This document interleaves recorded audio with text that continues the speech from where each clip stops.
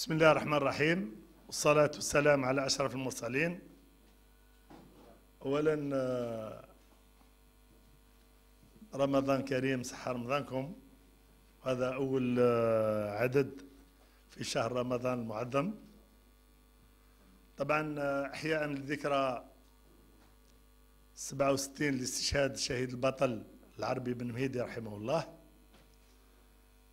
أردنا أن ننظم هذا العدد من المنتدى تخليدا للشهيد العربي بن مهيدي كرمز، وفي نفس الوقت راح نتكلموا على ملف هام وهام جدا، خاصة في هذه الظروف التي تمر بها العلاقات الجزائرية الفرنسية حول ملف التعذيب أثناء الثورة التحريرية.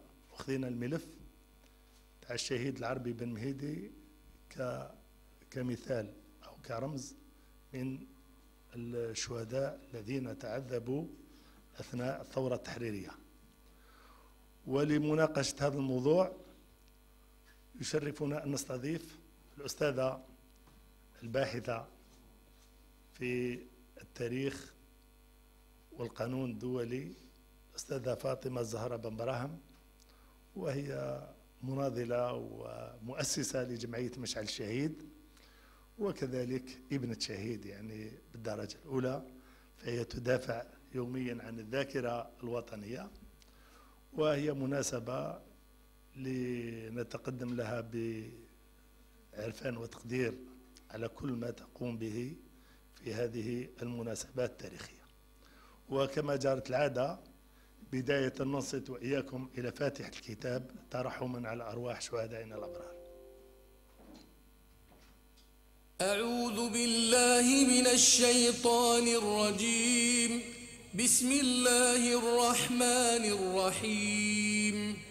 الحمد لله رب العالمين، الرحمن الرحيم، مالك يوم الدين، إياك نعبد وإياك نستعين، اهدنا الصراط المستقيم، صراط الذين أنعمت عليهم غير المغضوب عليهم ولا الضالين.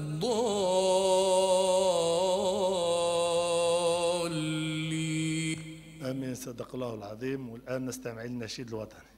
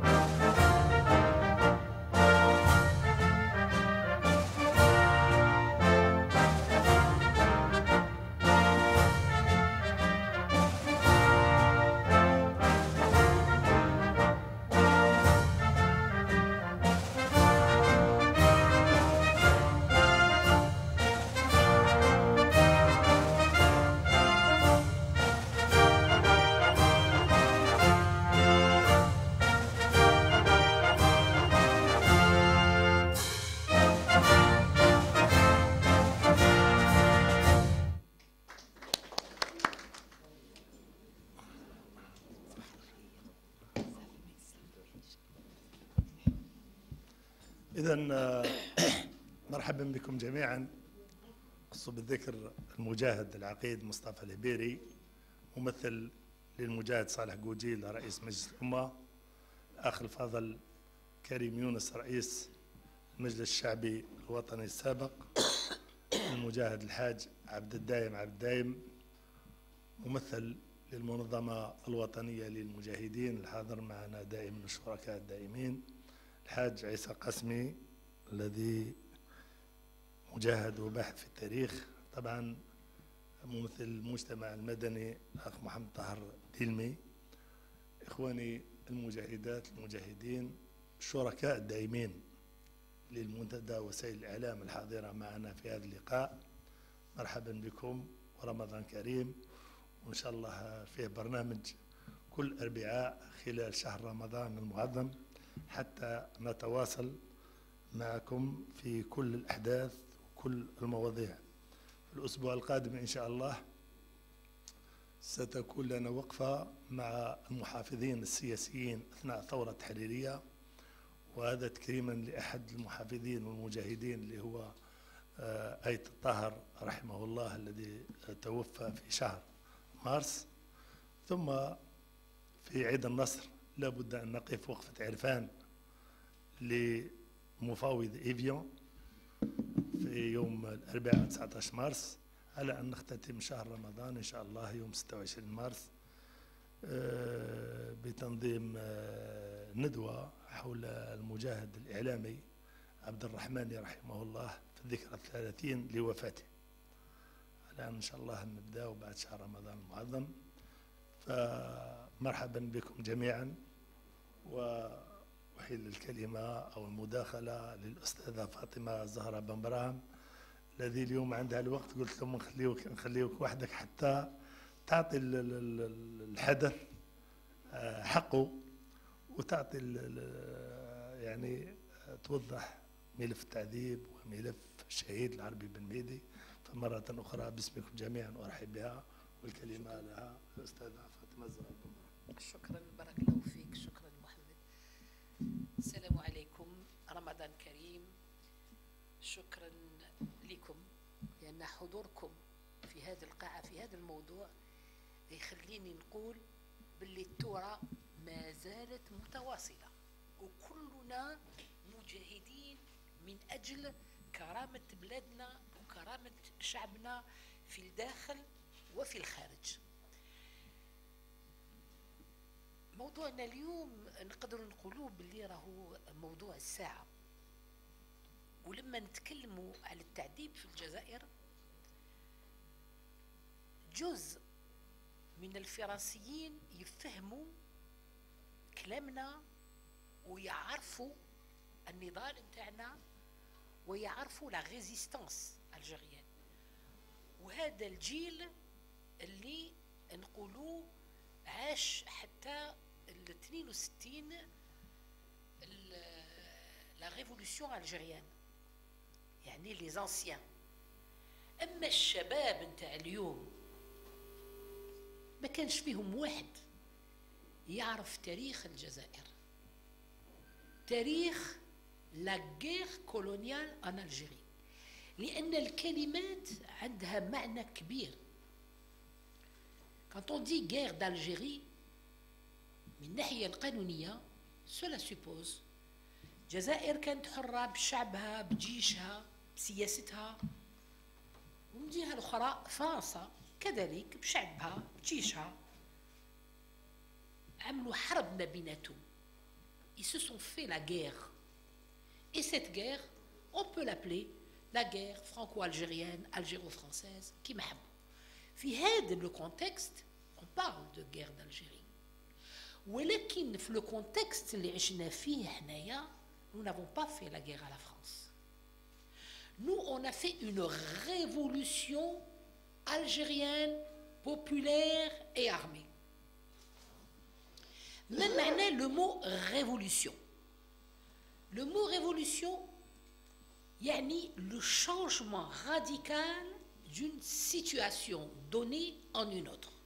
يعني تغيير حالة بطريقة جذرية إلى حالة أخرى.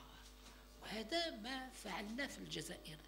غيرنا النظام الحكومي والسياسي والاقتصادي والاجتماعي والثقافي من فرنسا اللي كانت مستعمرتنا إلى نظام جزائري. Donc c'est ce changement radical qui nous a conduit à l'indépendance. L'indépendance. وهذه كلمة indépendance كذلك عندها قيمتها والمفهومها القانوني راهو ثقيل. On était dépendant de la France.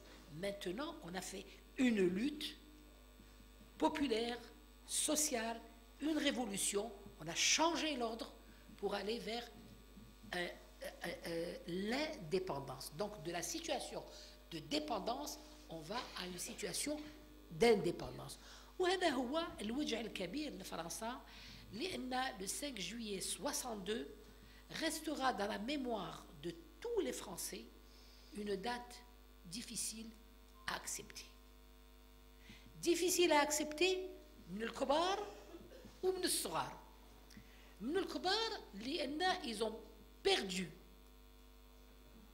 perdu ce qu'ils appelaient la guerre, mais qui en fait c'est une guerre coloniale par un pays très grand par rapport à la France, 5 fois plus grand, une population moins importante que celle de la France, sans aucun moyen. ما عندنا حتى وسائل حربية اللي تسمح لنا باش نقوموا بحرب، ولكن بالوسائل اللي كانت موجودة واللي اخترعناها قدرنا نخرجوا une puissance mondiale لأن كانت une puissance mondiale reconnue sur le plan mondial.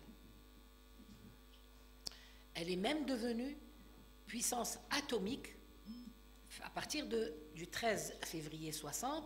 مادام قدرت بالشيء اللي قامت به في الجزائر تدخل في le club atomique, donc les plus grandes puissances du monde اللي يمشوا العالم كما كانوا يحبوا. Donc هذايا c'est pour la terminologie لأن la terminologie كما يحبوها هما elle est pleine de sous-entendus politiques اللي ماذا بهم ما نوصلوش ليهم وما نفهموهمش. Donc nous parlons bien maintenant d'une guerre coloniale et une révolution populaire لأن الشعب اللي دارها ce n'est pas une armée populaire حتى ولو on avait notre armée, mais c'était pas une armée au sens reconnu militairement.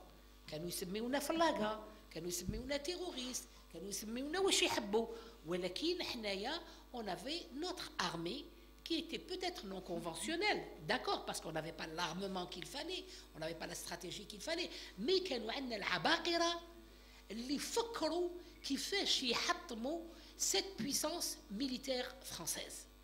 Et ça encore نصارى إلى يومنا هذا ما همش قادرين يهضموا الفكرة تاع une révolution populaire contre une puissance militaire et qui réussit à la mettre dehors. C'est pour placer le tableau et l'étymologie des termes génériques et juridiques, ce qui nous permet d'avancer vers notre sujet. L'armée عندها قوانينها, ça s'appelle les lois de l'armée. Mais en matière de guerre, ça s'appelle les lois de la guerre. Et dans ces lois de la guerre, قانون الحرب هذايا, les plus tard, bien plus tard, نتكلموا عليها في les conventions de Genève, هذا نرجعوا إلى الإسلام. والإسلام حاربوا. Les musulmans ont conquis le monde. ولكن ils ont respecté en premier lieu l'individu, الإنسان, الشخص, العسكري. L'islam a été cette religion d'honneur. Plus tard, عندنا الأمير عبد القادر اللي أعطى أكبر درس للعسكريين الأوروبيين ou tous les autres كيفاش التعامل avec les détenus. Et aujourd'hui, nous sommes en train de revivre le même scénario. كيفاش حماس تعامل avec les prisonniers. هم يخرجوا ويعترفوا بلا grandeur des musulmans de l'islam et de Hamas. Et actuellement, à travers tous les écrits que je suis en train de ramasser, واش يقولوا هاد العسكريين اللي كانوا مسجونين عند حماس. S'il devait y avoir un autre mouvement populaire, on luttera auprès du Hamas. Ce qui veut dire, en deux mots, que les principes de l'islam sont des principes respectant les droits de l'homme. Mais les conventions de Genève, ils ont repris les mêmes principes, mais pas avec la même force, pour pouvoir dire que le prisonnier, le détenu, doivent être respectés dans leur personne humaine. Alors revenons maintenant à l'histoire de cette guerre coloniale. Quand les Français sont rentrés en Algérie, les premiers crimes,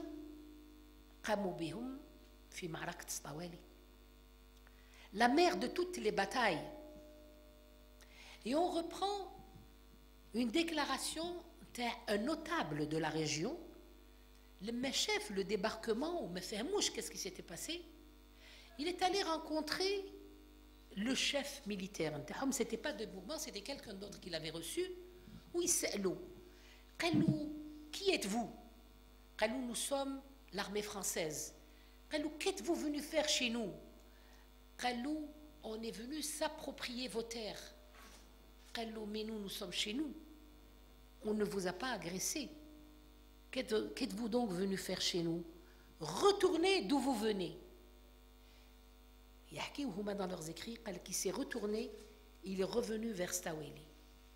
Quelques jours après, nous avons découvert que cet homme qui était venu dans un apparat très simple, libès, yani adi, était en fait un notable de la région. Donc vous voyez, au début, entre 14 et le 19 juillet 1830, juin 1830, il y a eu un semblant, un questionnement et un semblant de, je ne sais pas comment on pourrait l'appeler, parce que ce n'est pas une conciliation. La conciliation, c'est une autre. La réconciliation vient après l'échec de la conciliation. Donc, disons un questionnement. Nous allons l'appeler un questionnement. On met le point sur cette image parce qu'elle est significative, très significative. En ce sens que je n'ai pas besoin de revenir sur la malice qui avait été utilisée par les Français pour pénétrer par Sidi Frodj, parce que quelles que soient les conditions, même quand l'Algérie était sur le plan militaire, sur le plan social, un petit peu vacillante autour des années 1830, elle avait sa superbe, elle avait toujours sa force, et on avait encore peur d'elle. Et là, la France avait décidé, les Français, quand je parle de la France, donc c'est l'armée française, de déjouer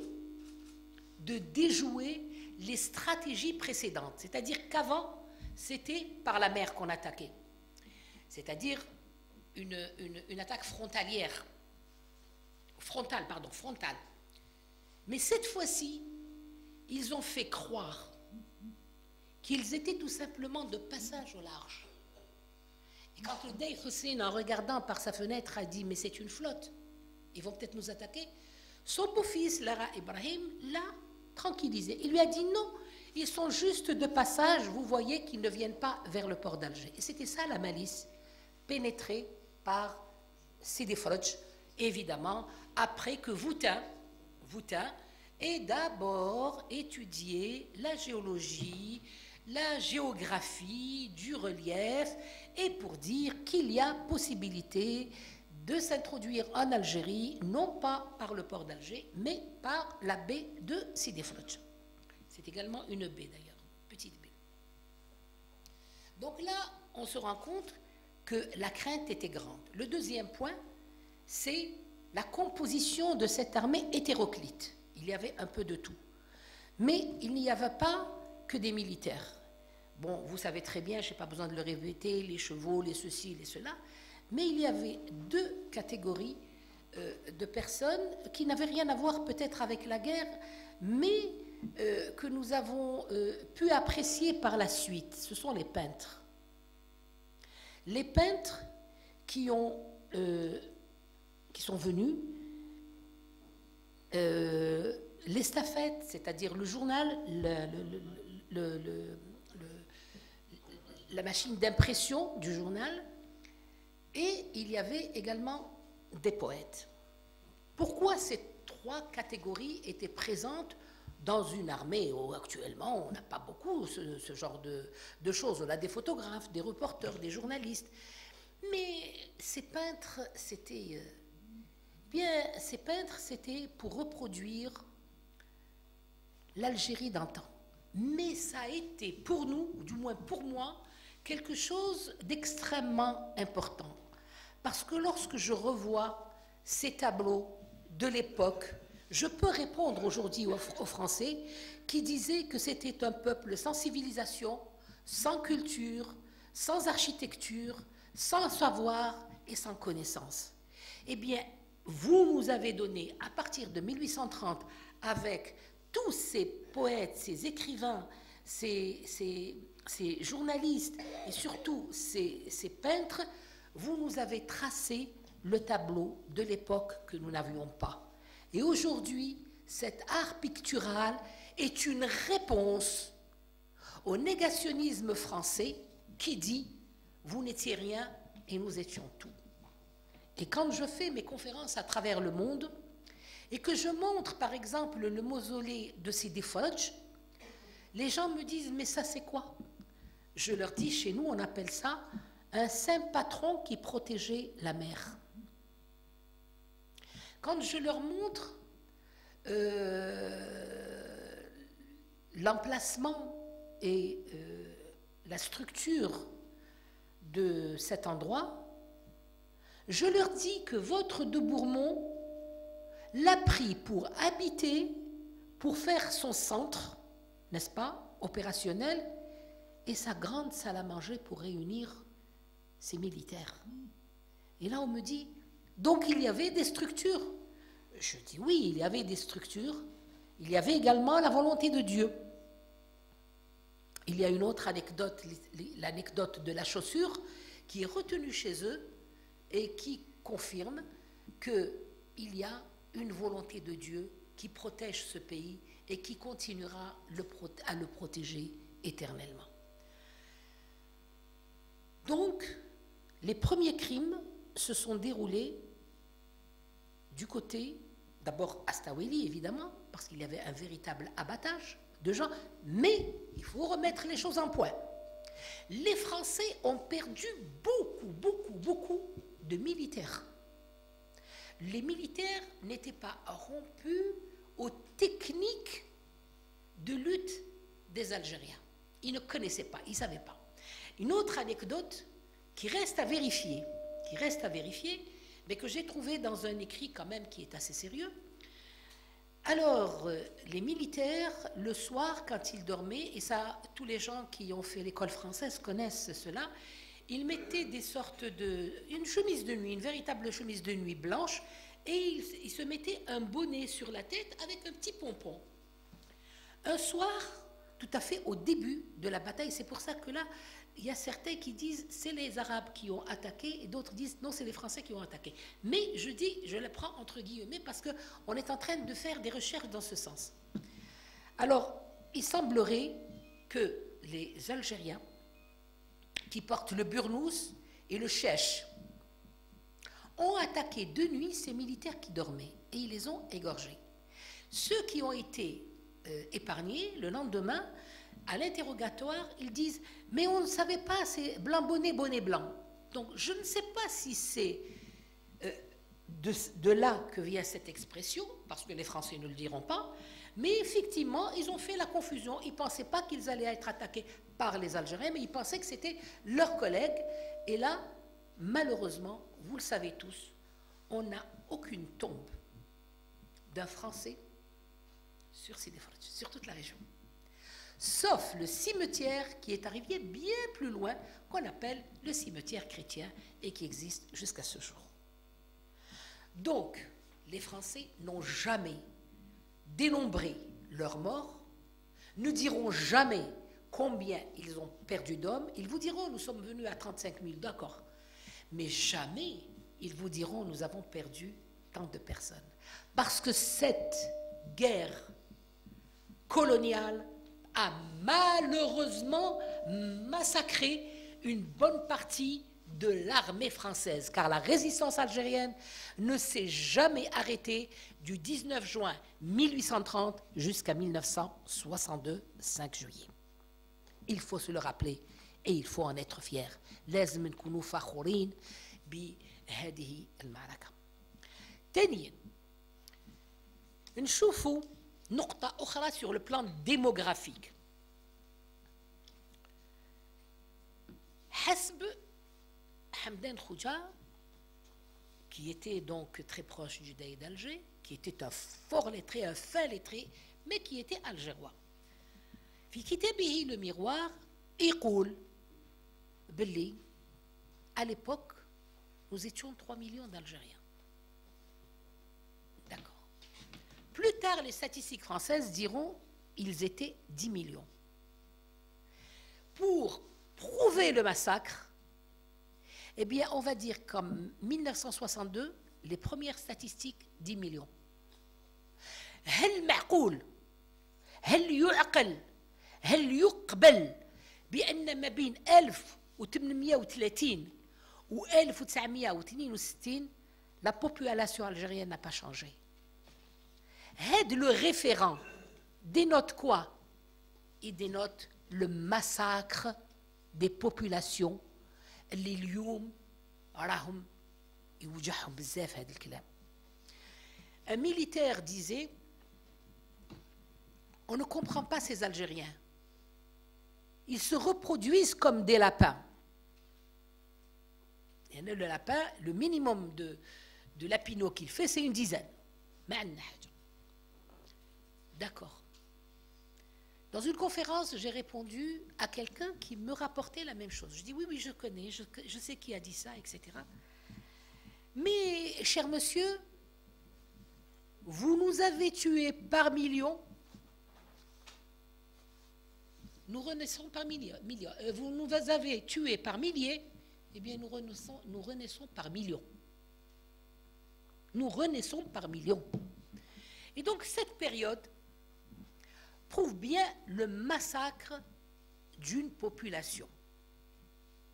Par contre, ils sont rentrés à 1 million, ils sont repartis à 900 000. Et ces deux paramètres nous apportent, nous en tant que juristes, n'est-ce pas, et surtout en tant qu'avocats, lorsqu'on fait un plaidoyer, de dire qu'il y a eu des massacres en Algérie. Et ces massacres ne sont pas le fruit de guerre ou d'agression militaire, mais c'est le fruit de massacres par les exactions extrajudiciaires, par la torture. Par la torture. L'Aoufia.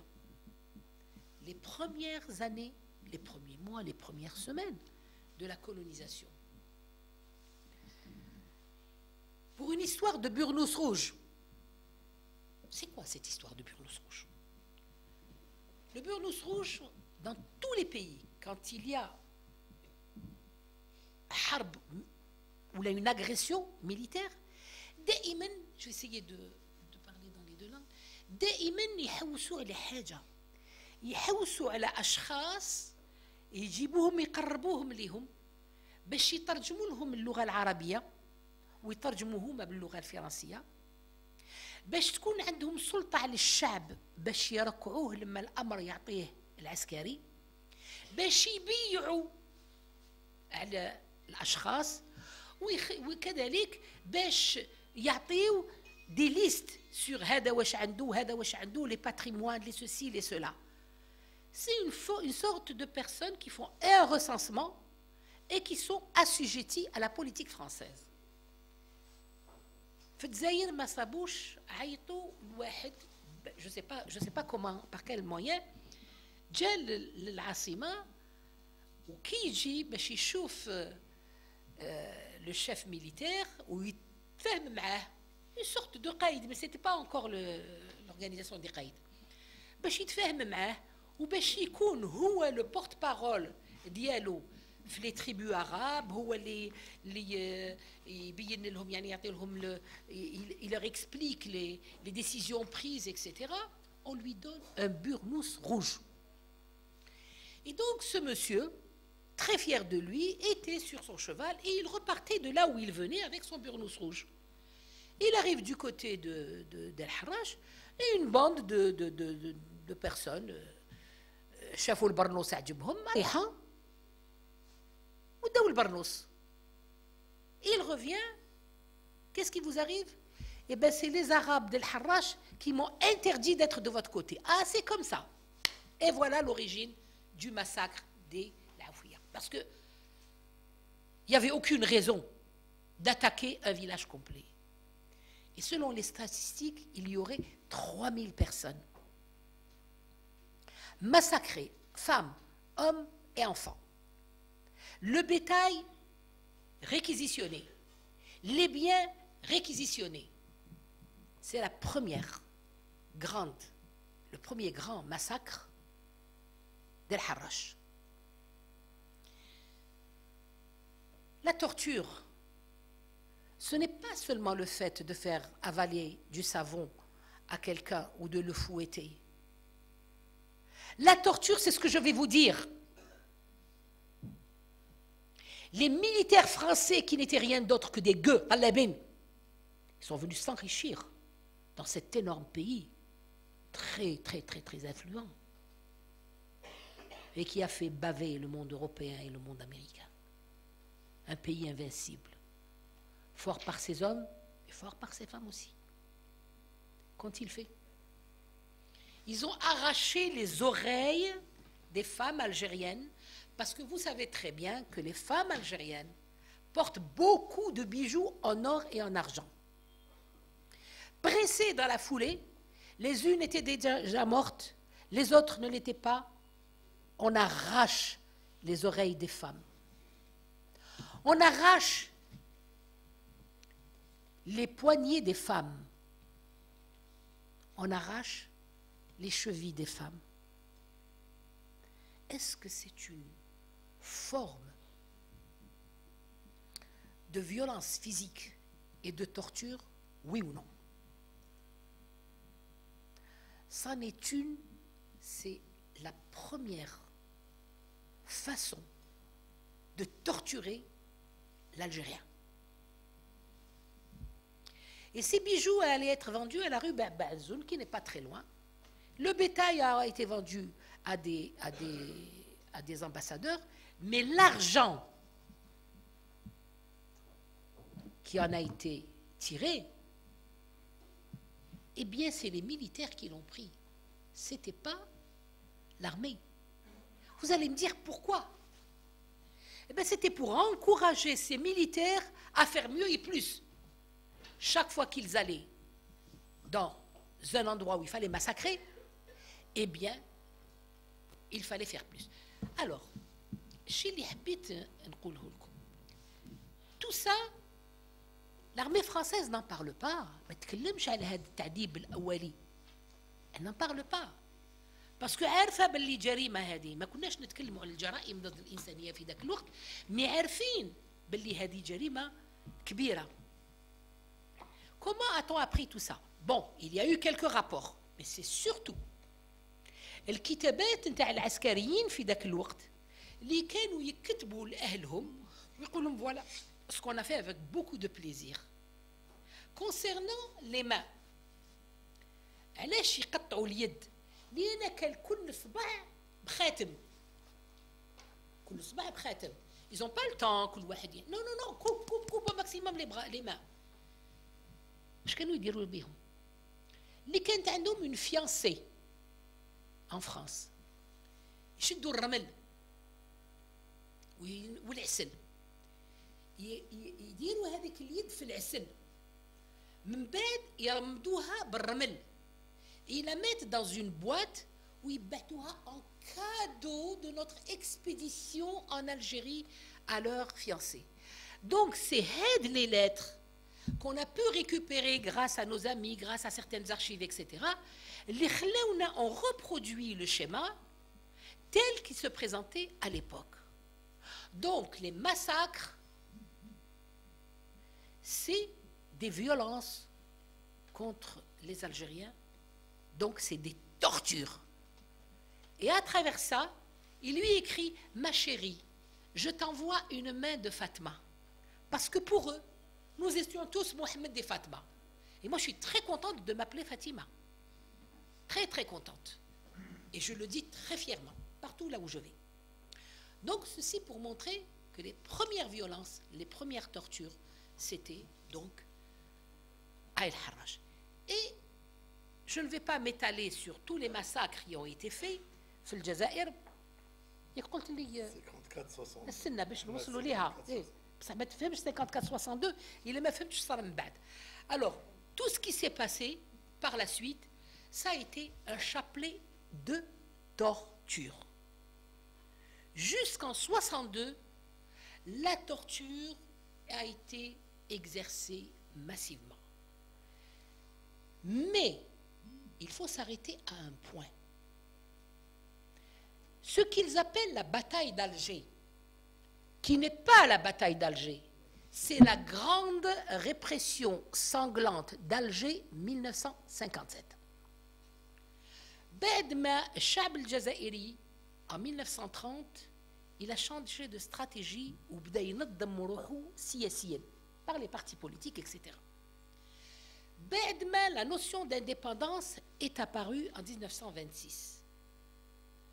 هنا فرنسا فهمت باللي n'a pas réussi à éteindre ce peuple. بالعكس عذبته لسنوات طويلة وفهم الدرس، واليوم فهم باللي الكفاح يكون كفاح سياسي بتنظيمه سياسيا. C'est la naissance des partis politiques. 48, c'est également un massacre. عذبوا الناس تعذيب كبير.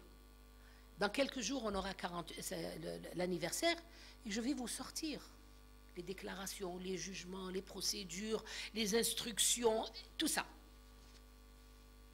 On arrive à 54. 54, c'est une autre organisation. Elle est politique et elle est sociale.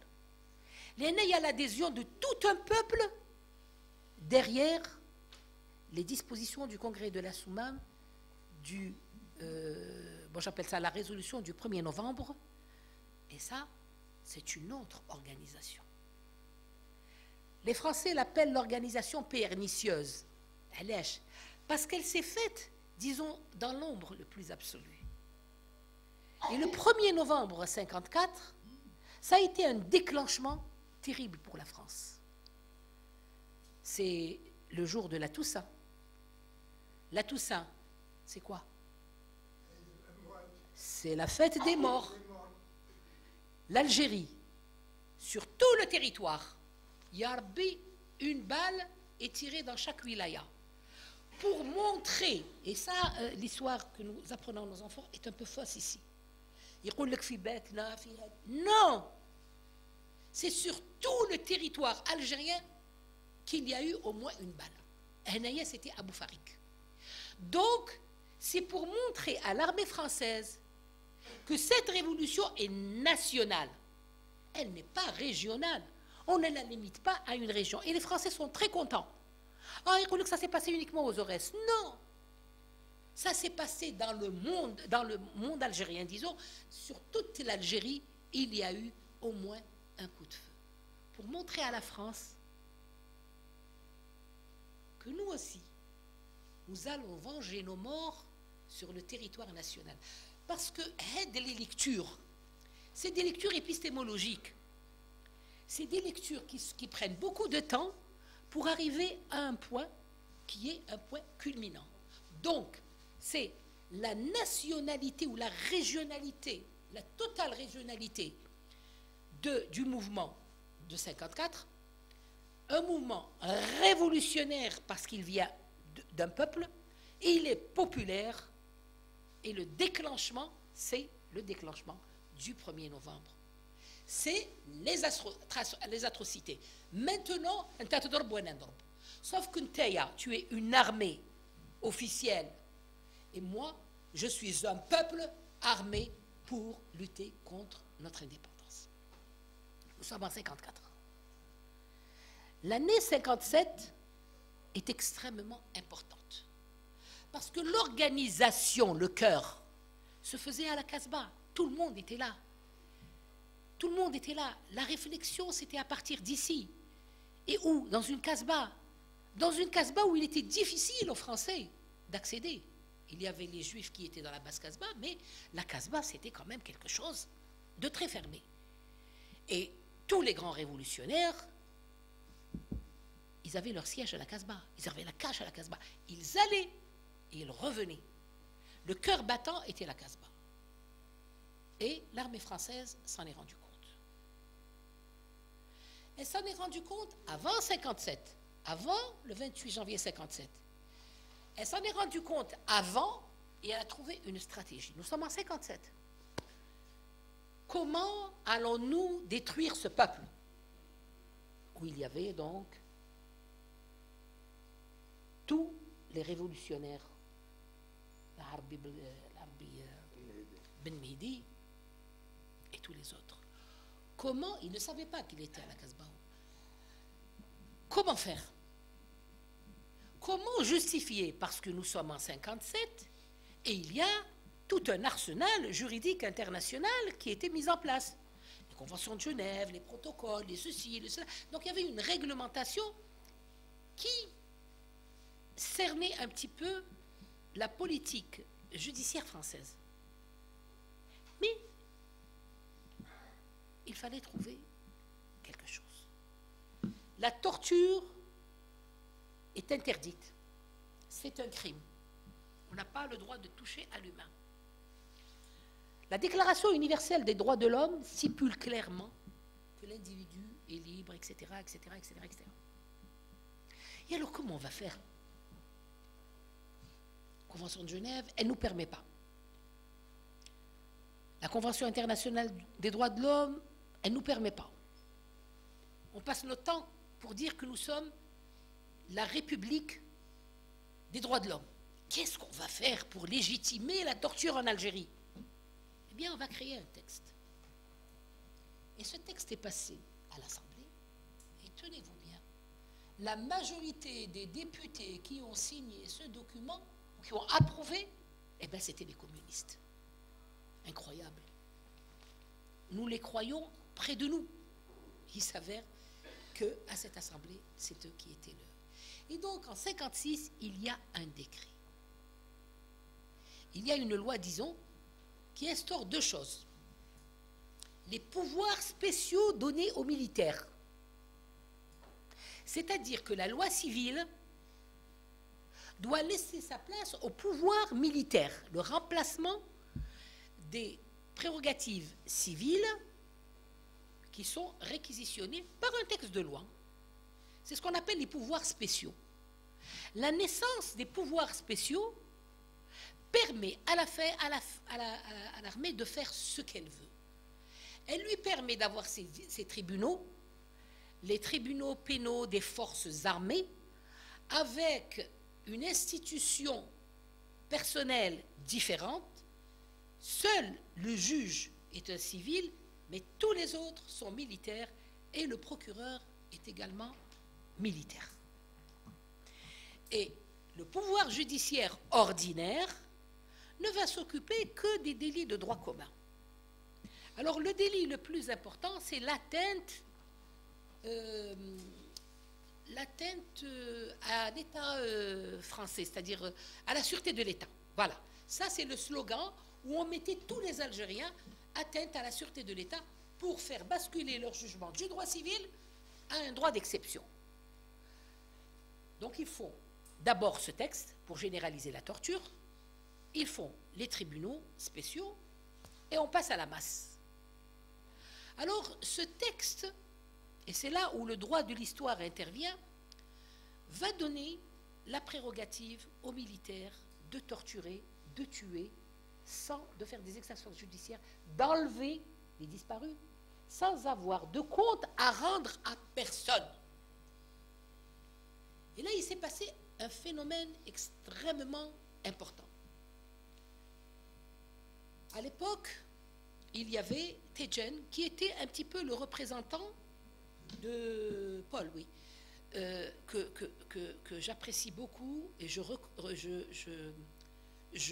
souligne son courage.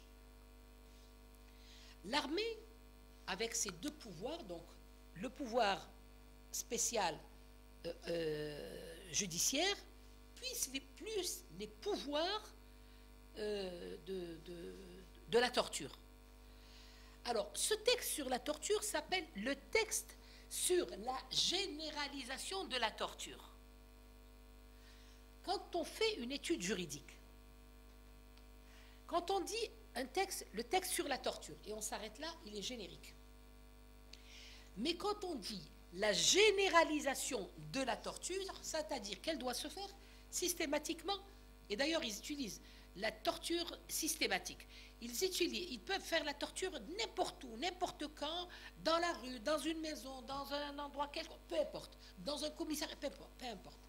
Donc ils généralisent cette torture, ça devient un instrument de répression entre les mains des militaires, et là va commencer la grande aventure de l'armée à Alger. Ils font venir plus de 60 000 appelés. Et les pouvoirs sont remis entre les mains de Massu. Et vous savez, les collatéraux de Massu, je n'ai pas besoin de vous les citer, vous les connaissez tous. Et alors, au titre de cet article du code martial, de la loi martiale, dont je viens de vous parler, la torture se généralise, elle se fait au vu et au su de tous, et tout le monde participe à cela. Donc 57, à partir du 28 janvier, toute l'armée française va s'intéresser à cette Casbah, le nid des rebelles et des félades. Et pendant cette période, Ossarès déclare dans les 2 livres qu'il a écrits, dans un passage où le journaliste lui pose la question, donnez-moi à peu près l'effectif des gens qui ont disparu. Il lui a dit, la Casbah comprenait 80 000 citoyens. Le chiffre n'était pas bon parce que là, ils ont fait le recensement, c'est ça. Le recensement, c'est uniquement les gens qui avaient donc une maison, une carte d'identité, etc. Mais ils n'ont pas compté ceux qui étaient dans les hammams, ceux qui rentraient le soir et qui n'étaient pas d'Alger, ils n'avaient pas de résidence à Alger. Ça devait être beaucoup plus que ça. Et il dit fièrement, pendant la bataille d'Alger, j'en ai éradiqué 10%. Il lui dit, éradiquer, ça veut dire quoi? Il lui dit, faire disparaître. Donc cela veut dire que nous sommes loin des chiffres qu'on nous avance aujourd'hui. Nous sommes à 8 000 personnes. 80 000, 10% de 80 000, c'est bien 8 000 personnes. Et ça, c'est le tortionnaire lui-même qui le dit. Et c'est également le tortionnaire de Ben Mehdi. Donc, si nous avons autant de personnes disparues, c'est un véritable problème. Et d'ailleurs, nous sommes en train de travailler sur la question. Je reviens à Paul Teitgen. Pour avoir encore d'autres chiffres de grandeur. Lorsque Paul Teitgen a démissionné, il avait une raison. Il dit que les parachutistes, quand ils arrêtent quelqu'un, ils doivent mettre le nom, le prénom, etc. Et ils présentent cette fiche tous les jours au service de Teitgen. Mais ils disent, on va le mettre en résidence surveillée. Dans un camp où c'est une résidence surveillée, ils appellent ça comme ça. Et donc Teitgen reçoit des gens et il signe. Mais ils doivent lui restituer ces gens après les avoir auditionnés. Or, 3362 personnes, selon Teitgen, n'ont jamais été restituées. Donc déjà, nous avons ce premier chiffre, 3662 de disparus. Et Teitgen a déposé sa démission parce qu'il avait refusé que la torture soit exécutée alors qu'il était responsable politique à Alger. Et il dit, moi-même, je suis passé par la Gestapo et par la torture et je sais ce que c'est. Et c'est pourquoi je refuse de parrainer ce crime que vous êtes en train de commettre. Donc, mettons 3362 d'un côté. Et allons vers Ben Mhidi, qui a été arrêté par hasard. Par hasard. Ben Mhidi. Oui, je ne veux pas parler, je ne veux pas rentrer dans cette polémique où on dit il a été vendu. D'accord. Je n'ai pas la preuve, on n'a pas les noms et on n'a pas les dossiers. Donc on reste et on dit mais allez, donc nous sommes bien dans par hasard. Mais Houma, ils adorent gonfler le buste et de dire on a fait, on a fait, on a fait. Mais nous savons très bien que les choses ne se font pas comme ça. Ben Mhidi n'était pas un imbécile. C'était un homme d'une intelligence supérieure, comme l'a reconnu le général non, Bijard. Voilà. Voilà. C'est pour ça que je parle d'une armée parallèle. C'est pour ça l'armée populaire algérienne. Donc, Ben Mhidi a été arrêté. Mais le courage et le sang-froid étaient extraordinaires. Nous avons eu ici, il y a très longtemps, peut-être qu'une quinzaine d'années ou une vingtaine d'années, on avait eu Chergui. Oui, Ibrahim Chergui. Brahim. Oui. Bon, on a monté une polémique à son sujet, mais moi je n'y crois pas du tout. C'est pour ça que je ne veux pas rentrer dans cette polémique qui a dit, qui n'a pas dit, qui a dénoncé, qui n'a pas dénoncé. Je ne veux pas rentrer dans ça. Parce que nous avons entendu, et puis après il y a des écrits, des rectifications et tout ça. Bref. Donc, Ben Mhidi étant arrêté, le courage qu'il a eu, la stature qu'il a eue, ont ébahi tous les généraux. Bijard était chargé de l'Arbi Ben Mhidi. Mais cette arrestation, c'était un très gros poisson pour l'armée française, parce qu'on le considérait comme le père fondateur, un des pères fondateurs de la révolution algérienne et comme une tête pensante de la stratégie militaire populaire des Algériens. Et donc, il est arrêté, il est auditionné. Ce qu'on nous montre de temps en temps, ce n'est pas Ben Mhidi, c'est le film de la bataille d'Alger. Les séquences qu'on nous montre, c'est pas ça. Il y a un reporter militaire qui avait tout filmé. Il n'y a pas très longtemps, un de mes amis en France a réussi à nous apporter Ben Mhidi face à ces tortionnaires. Il avait sa veste, une veste bleue. Il avait une chemise à carreaux avec le col découvert. Le col ouvert. Ça, c'est la vraie.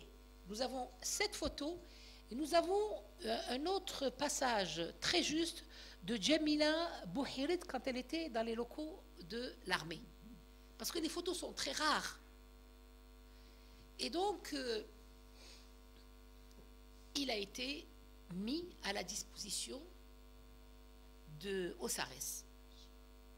Non. Bijard a fait son enquête. Mais Ossares a fait le sale boulot. Alors, le sale boulot, d'abord pour revenir à Bijard, vous avez vu cette déclaration qu'il a fait de l'Arbi Ben Mhidi, où il dit « J'ai jamais vu un homme d'une intelligence, d'un courage extraordinaire comme cet homme ». Et il y a deux choses qui sont importantes. L'histoire des Koufins. Quand il lui a dit vous nous faites la guerre et vous utilisez les femmes et vos Koufins. Il lui a répondu qu'à cela ne tienne. Donnez-nous vos armes et on vous donne nos Koufins. Mais il y a une autre qui est encore très sympathique, que j'aime beaucoup. Pour se moquer de lui, il lui a dit dites-moi l'Arbi Ben Mhidi, qu'est-ce qui fait la différence d'un âne Il lui dit, c'est la table qui nous sépare. Ça aussi, c'est la preuve d'une intelligence extraordinaire de l'Arbi Ben Mehdi. Et Arbi Ben Mehdi, je ne dis pas qu'on l'a torturé. Il n'y a pas de trace qu'il ait été torturé. Ils avaient même peur de l'approcher. C'était une stature, c'était une personnalité. Ils voulaient surtout comprendre, savoir, parce qu'ils ont fait ce qu'ils appellent la bataille d'Alger. Ils sont rentrés dans la bataille d'Alger, ils sont sortis dans la bataille d'Alger, mais ils n'ont rien compris de la bataille d'Alger. Alors ils voulaient le questionner, ils voulaient savoir, ils voulaient comprendre, ils voulaient qu'il leur donne des noms, qu'il leur donne des caches, qu'il leur donne des stratégies, qu'il leur donne une ligne directrice. Rien du tout, rien de cela. Alors, ils l'ont passé à Osarès. Osarès, le tortionnaire. Mais Osarès ne l'a pas également touché. Osarès avait peur de lui. Il le regardait par la petite lucarne de la cellule et il revenait en marche arrière. En fait, j'ai l'impression que Dieu avait donné une sorte d'aura à Ben Mehdi qu'il est tétanisé. Il est tétanisé. La décision a été prise par Osarès sur les ordres de Bijar. Il le dit dans son livre. Il dit un soir, ils sont rentrés dans sa cellule et ils l'ont tué. Puis ils ont fait un simulacre, ils ont déchiré sa chemise, ils ont fait un simulacre pour laisser croire qu'il s'était pendu avec ses pans de chemise. Mais il reconnaît, Bijar, que l'Arbi Ben Mehdi ne s'est jamais pendu et qu'il a fait l'objet d'une exaction extrajudiciaire. Et donc les militaires qui ont fait ça appellent Osarès dans la nuit et lui disent « Mission accomplie ». Et lui, de prendre son téléphone et d'appeler Bijar, il lui dit « Vous savez mon général, eh ben, le détenu, il s'est pendu avec les pans de sa chemise. » Toujours dans les déclarations, Bijar ne lui a pas répondu et il a raccroché. À votre avis, pourquoi? Parce que Bijar savait parfaitement que Ben Mehdi n'était pas l'homme à se faire étrangler ou à se pendre. C'était un homme qui était capable de résister intelligemment et physiquement à toutes les tortures qu'on aurait pu lui faire, entre guillemets. Parce que c'est une page aussi qui est sombre. C'était un homme d'une conviction pour cette Algérie et pour aller vers l'indépendance de cette Algérie. Rien ne pouvait l'arrêter, ni la douleur, ni le sang, ni les armes, ni les brimades. D'ailleurs, il n'a pas reçu de brimades. C'est un héros reconnu par le colonisateur lui-même, ceux qui l'ont approché. Et dans leurs écrits, ils reprennent ça. Simplement, pourquoi a-t-on laissé pendant des années persister l'histoire? Ben Mehdi s'est pendu. Et comment la révélation d'Osarès est venue? Bien, Osarès était marié à une femme, il avait, je crois, 1 ou 2 filles. Il était très fier, il avait beaucoup de décorations, très respecté, très estimé dans son village. Et donc, il ne pouvait pas raconter ce drame qu'il avait vécu, parce que c'est des gens qui étaient profondément meurtris au fond d'eux-mêmes. Garder le secret d'un crime, ce n'est pas une petite chose. Et donc, il a divorcé avec sa première femme. Il s'est marié avec une seconde femme. Et cette seconde femme a été plus humaniste que tout le reste. D'ailleurs, quand j'ai rencontré le journaliste qui avait fait le reportage, je lui ai dit, écoute, s'il te plaît, si tu la vois, transmets-lui mes remerciements pour ce qu'elle a fait pour Osarès. Qu'est-ce qu'elle a fait d'après vous? Elle a contraint pendant des jours et des jours en lui disant « Libère ta conscience, raconte ce qui est arrivé à ce grand homme, puisque tu reconnais que c'est un grand homme. » Et après un grand grand temps passé, il a accepté.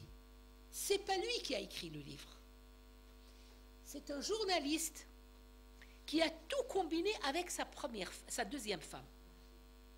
Et il lui a dit, essaye de le convaincre. On ne va pas l'obliger à écrire, surtout qu'à cette période, il était fatigué. On va pas. Il me parle simplement. Et moi, j'écris. Mais le journaliste est extrêmement intelligent. Et les journalistes le savent. Lorsqu'on a des déclarations prises comme celles que nous sommes en train de faire, il est très difficile de les effacer. Et il est très difficile à Osarès de dire « Ah non, non, non, je n'ai pas dit ça ». C'est sa voix. Les rendez-vous étaient échelonnés. Parfois, il était fatigué. Parfois, il voulait parler. Parfois, il ne voulait pas parler, etc., etc. Et il a fini par tout avouer. Et c'est comme ça qu'on a eu cette chance extraordinaire d'avoir ce livre qui décrit comment Osarès les agents d'Osarès ont tué l'Arbi Ben Mehdi et comment Ben Mehdi a résisté honorablement jusqu'à la dernière minute de sa vie. Vient enfin le dernier passage, c'est-à-dire sa mort. Quand il est mort, il a eu quand même le respect de l'armée, il faut le dire. Il a été enterré par l'armée française. Mais son père est venu à Alger pour le chercher, pour chercher le corps de son fils. Et que s'est-il passé? À l'entrée de la caserne, des militaires le reçoivent. Le père de Ben Mehdi était superbement habillé, propre, avec son burnous, avec son chèche, avec son guenoul. Et le père avait également terrorisé les militaires. Il leur dit, je suis venu voir Bijar. Et ils sont allés le voir et lui disent, vous savez, mon général, il y a un homme superbement habillé, très propre, un arabe, pas un homme, un arabe, qui veut vous voir. Sans aucun doute, ça doit être un caïd d'une région, il peut peut-être vous aider. Et Bijar lui dit, bon ben, faites-le rentrer. Il le fait rentrer, il le fait asseoir. Que puis-je pour vous? Je suis venu chercher le corps de mon fils. Le corps de votre fils? Quel fils? L'Arbi. Mon fils l'Arbi. Bijar se lève. Il se lève. Il est très gêné. Et il dit au père de Bijar, vous avez fait un fils, un véritable patriote. Ce genre d'homme, nous ne le trouvons plus. En tout cas, pas dans notre armée. Une petite discussion s'en est suivie et il lui dit, si je vous montre la tombe, promettez-moi de ne pas aller le déterrer. Et promettez-moi de garder le silence. Il dit oui, je promets de garder le silence. Il en parle à sa famille, évidemment. Mais dites-moi pourquoi Bijar a dit garder le silence et n'en parler à personne. Il a voulu lui faire confiance, comme son fils était d'une stature et le père aussi, il s'est dit, effectivement, il n'a pas parlé. Mais c'est tout simplement pour que sa tombe ne soit pas un lieu de pèlerinage pour tous les révolutionnaires algériens. Et de, comment? Algérois plutôt, tous les révolutionnaires. Tout à fait, c'était là-bas qu'on les enterrait. Et pour l'Algérois. Donc pour qu'ils n'aillent pas, évidemment, s'arrêter, faire une prière et continuer le combat. Parce que lorsque on n'a pas le corps, on passe dans les catégories des disparus. Et ce n'est qu'à l'indépendance qu'ils ont réussi à le déterrer et à le mettre au carré des martyrs. Et c'est là, la beauté est là. Quand je dis que la main de Dieu protège ce peuple, protège ces hommes, protège ce territoire, je crois que je n'ai pas tort. Le corps était intact. Le corps était Et il y avait les impacts de balles. Voilà. Donc le corps était intact. Et ceci, je l'ai eu de Drifa, mon ami, et de son mari, qui était mon ami aussi, avec lequel nous avons fait plusieurs conférences ici. Ils sont allés, exactement, ils sont allés le déterrer. Subhanallah, les traces de balles, والديت نتاعو صحيح كأنه راقد avec un sourire. Merci mes amis d'avoir eu la patience de m'avoir écouté.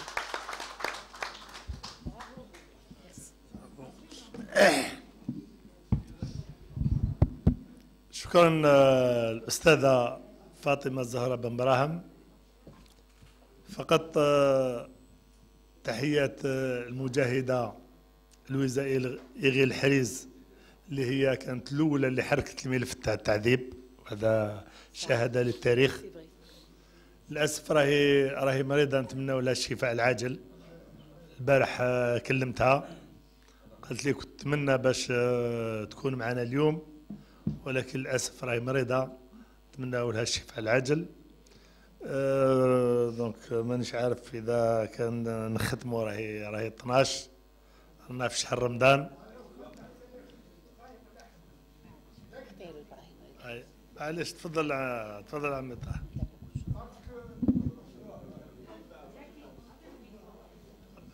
خليه يجي منا.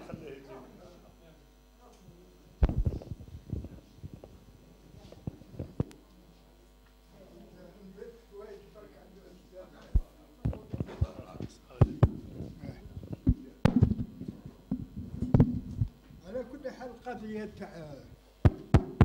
تاع بن مهدي قضية أنا والله غير استغربت كيف عطاو هذه الشهرة للأسرات.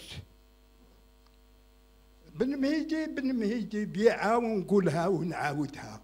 إلا ايتي دينونسي ما كيفاش لي بارا يطلعوا يروحوا حتى يعني كلود دي بيتي، كيفاش يعرفوا باللي راه في كلود دي بيتي. دونك سيت اون اجونس وين كانوا بكري يكروا. هو كان عنده اسم تاع الاخر بن خدا كي طلعوا لقاو ديجا شوفوا هذاك مازال شعل هرب. الور كانوا باسكو هذوك اللي كانوا يكروا لهم الاخر حكموا خوهم بلا دينونسي. عطا ميم لادريس تاع بن مهدي داير كي جا عرف باللي يعني الاخر وشنو يعني قضيه تاع الاخر. قضيه داوه للبوليغون في الليل، بوليغون دي ساندي إلون فيزيي يعني ونهار يعني استقلينا كان في العاليه يزون ديتيري الاخر لقاو لي زامبا تاع لي بال تاع الاخر. يعني قضيه تاع الاخر يعني كانوا ذوك العذاب. هدرنا على طورتور بنادم يبقى تونير يعني لونطون يبو دينونسي هذه هي. وكان ماشي غير بن مهدي اللي تعذب، بزاف اللي تعذبوا بزاف. هاد لا باطاي دالجي ماشي حنا اللي سميناها لا باطاي دالجي، سي واحد ان جورناليست تاع لا ريوش اون ابلي ا ليبوك فرونس 5. الور هو اللي عطى هذا لو تيتر بومبيو يعني باطاي دالجي، يعني بور فير بليزير او جينيرال ماسو يعني الاخر. هذه هي. السلام عليكم. يعطيك الصحة عمي طاهر. في النهاية نقول لكم الأسبوع القادم إن شاء الله راح نناولوا على الموضوع المحافظ السياسي. فقط في الختام حبينا باش نخليو حاجة رمزية للأستاذة فاطمة الزهراء بن براهم، وهذه راح ناخذوها كعينة في كل مناسبة اللي يدير المداخلة خليو له على الأقل ولو ان سوفينير كما يقولوا. لا بون يتفضل سي مصطفى الهبيري والحاجة بالدايم بتكريم الأستاذة بن براهم.